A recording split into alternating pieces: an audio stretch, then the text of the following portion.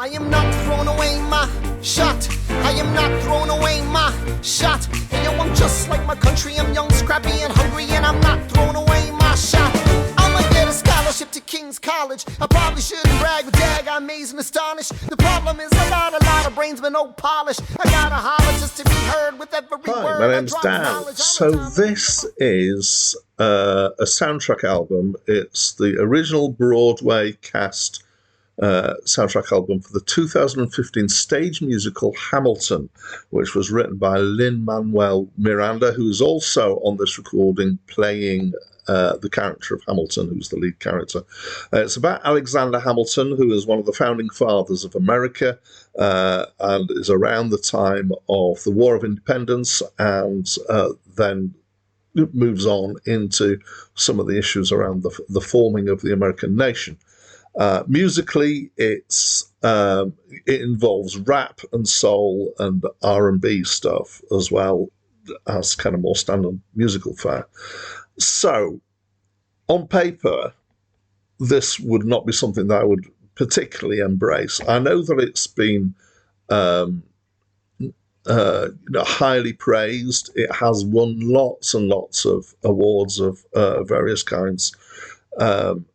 But in terms of my tastes, I'm not a fan of most musicals. I have some issues with some of the stuff, the kind of the musical side of musicals at times. I'm not generally a fan of rap. I have found some rap that I enjoy. I don't know much about American history, so that aspect isn't something that I have particularly engaged in the past.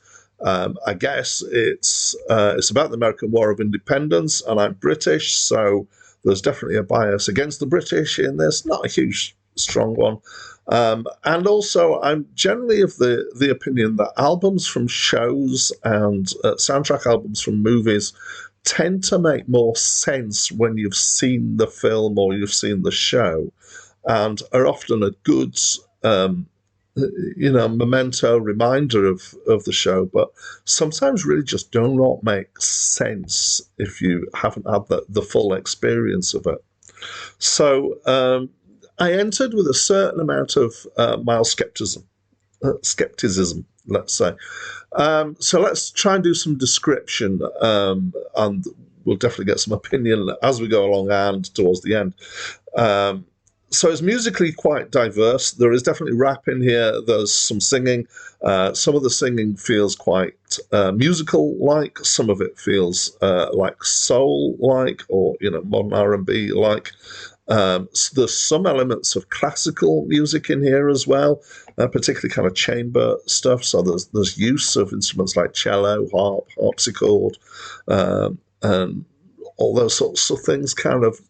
It's a great big melting pot musically, but in such a way that it works. It all makes sense musically. I have no issue with that there.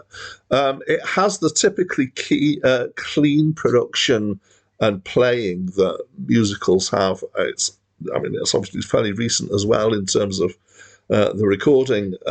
So it's kind of. In terms of the production, it's pristine and it's precise.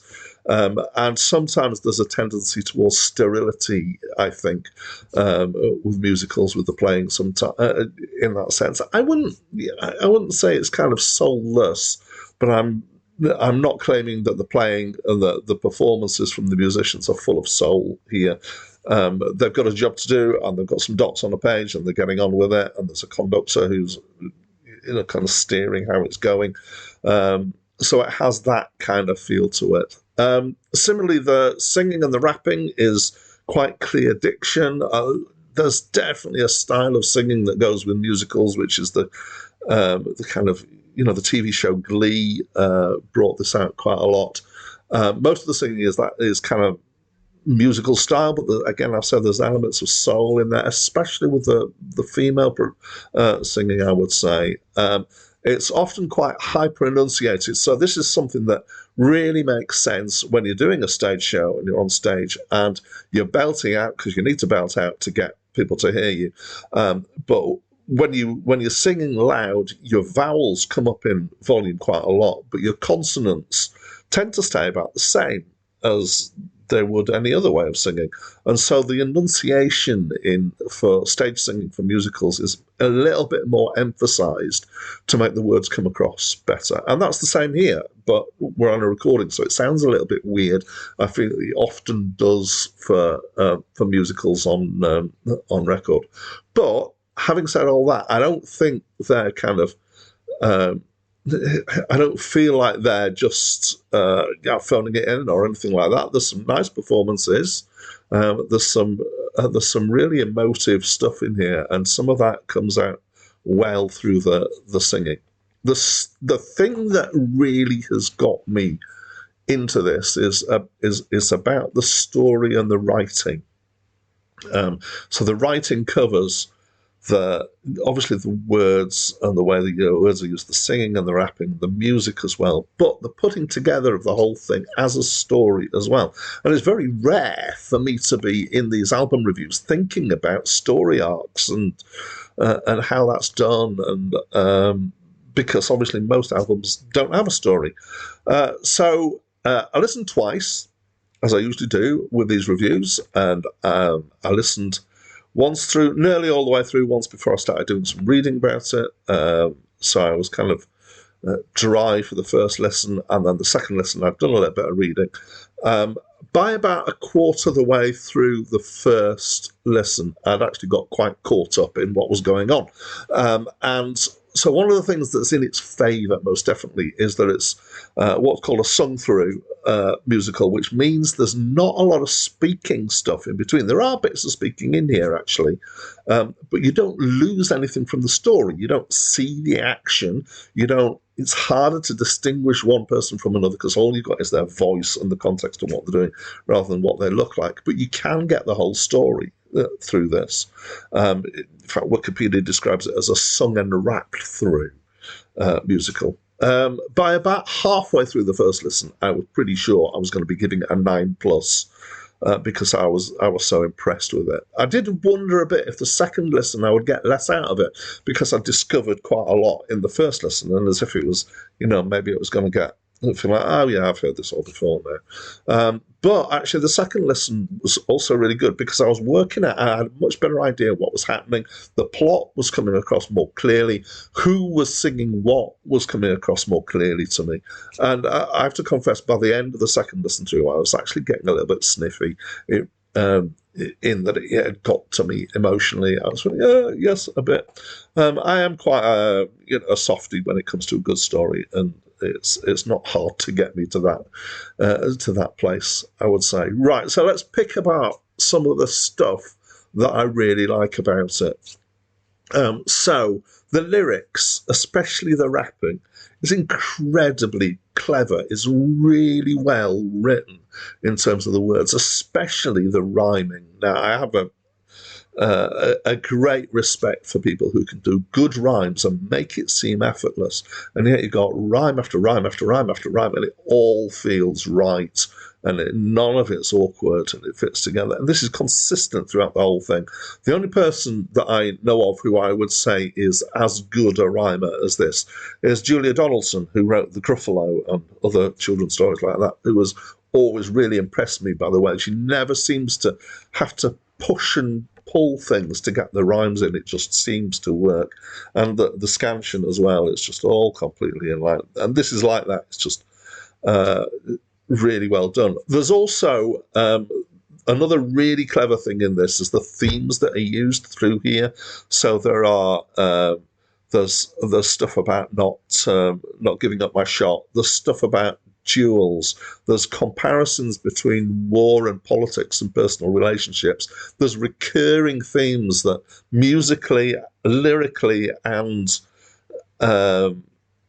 thematically come back again and again, and they've always got kind of different shade on them when they come back, and that's really clever.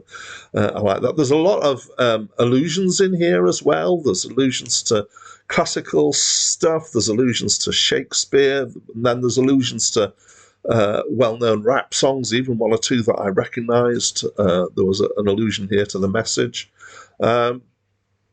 So yeah, that's all really impressive. For I can't really comment on how accurate it is historically as a story.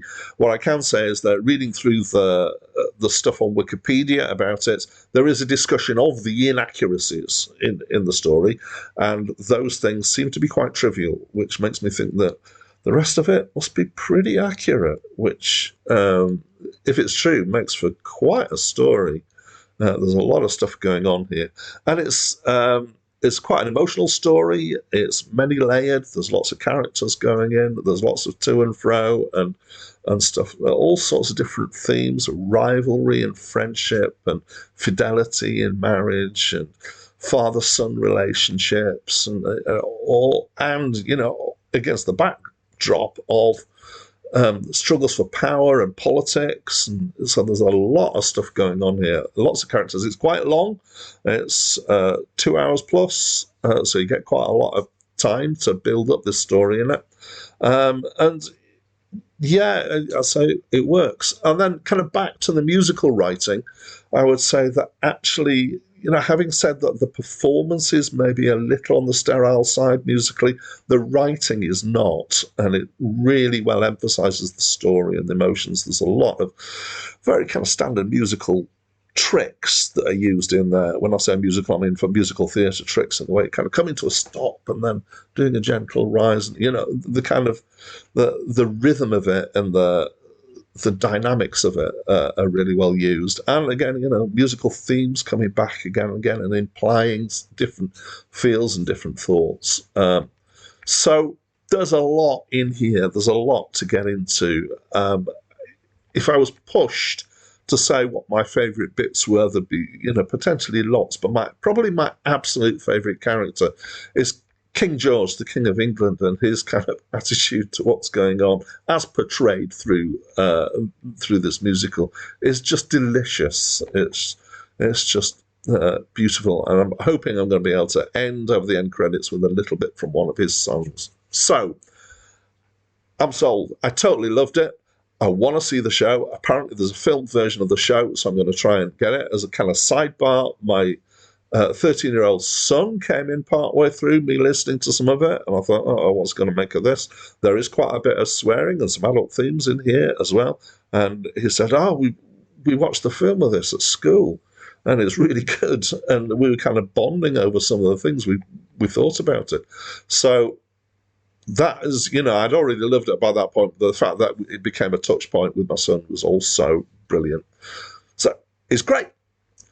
And I'd love to know what you think about it. So please do talk to me through the comments box. That's it from me for now. You'll be back like before. I will fight the fight and win the war. For your love, for your praise. And I'll love you till my dying